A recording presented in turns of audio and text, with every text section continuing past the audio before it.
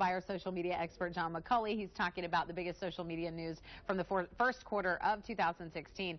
And it's really, we've had a lot of things to talk about in the digital world. Digital has exploded this first quarter, and you thought maybe it would flatline for just a little bit with some of the things that had already been introduced in Q4 of 2015. But just keeps on getting bigger, so we'll see what happens. Let's tackle Q1.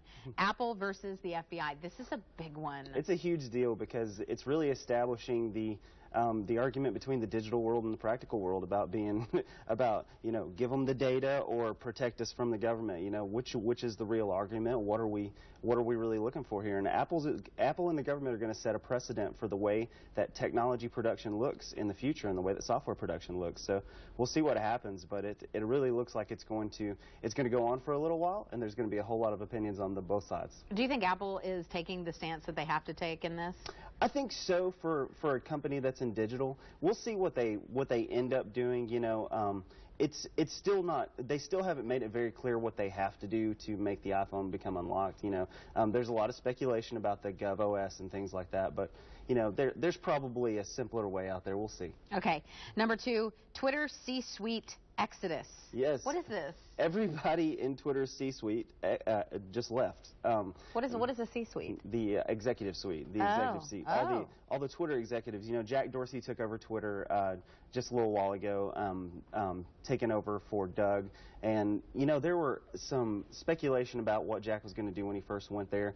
And then all of a sudden you see every top-level executive just walking out the door. And a lot of people said this was a cleanup based on their stock going down. But if anything, it just increased the nervousness in the stock market because Twitter's dropped 4% since then. So on a platform that's having a little bit of a hard time, we'll see what happens there. Hey, all of these social media companies have their ups and downs. We've seen Facebook go through it too. Absolutely. Okay, number 3, Twitter timeline changes. Well, this could be a good thing because everybody's wanted the Twitter timeline to give them what they want to see better, because Facebook gave you where you can pin stories up to the top. You can tell them what you like best. So Twitter's done this as well. You can go in your settings and you can flip on the timeline, and it'll actually put the best news that you like the most up on top. That's nice.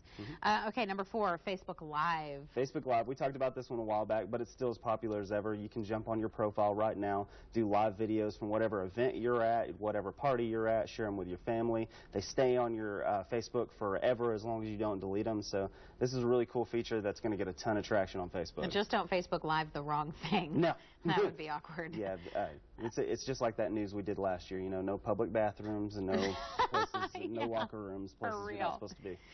Okay, let's talk about the new Facebook emojis.